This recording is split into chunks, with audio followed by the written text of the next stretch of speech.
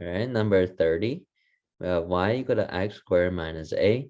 In the equation above, a is a positive constant, and the graph of the equation in the xy plane is a parabola.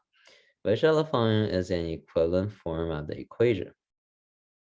Okay, so this is one of the questions where it's easier to think from the answer choices rather than from the original problem, right? So if you look at this equation, it's really hard we can't really combine anything, right? We can't really simplify that. We can try to factor.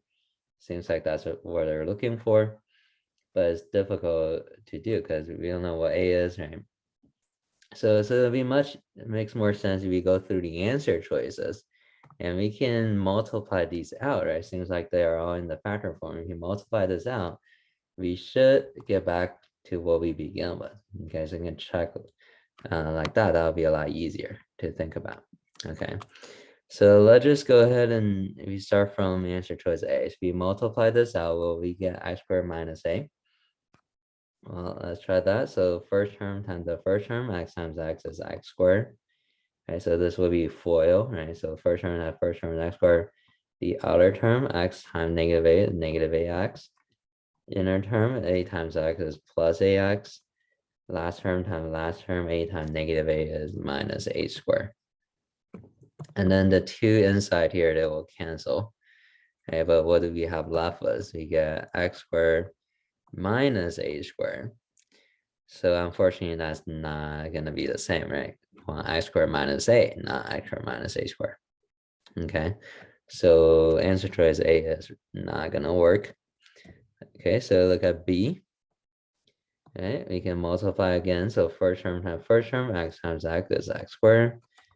Outer term is x times negative square root of a. So it'll be negative x square root of a.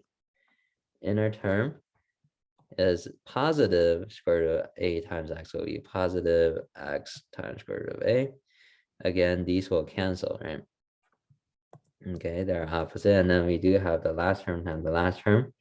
This is a positive square root of a times a negative square root of a. And so we have a positive times a negative. We should get a negative answer. And then we get square root of a times square root of a. That will be square root of a squared. All right, so we have two radicals. All right, there's two square root things. We multiply them together. We can multiply whatever under together. They're both square root. So it'll be square root of a squared.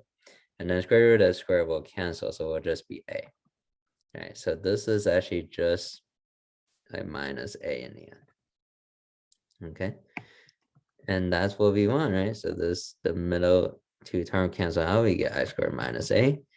So that should be our answer, which is letter B. Okay. Yeah, you check the other one just by looking on the last term, we can tell, right? C won't work because that will give us a squared over 4. And then D, if we rewrite this as this will be x plus a times x plus a.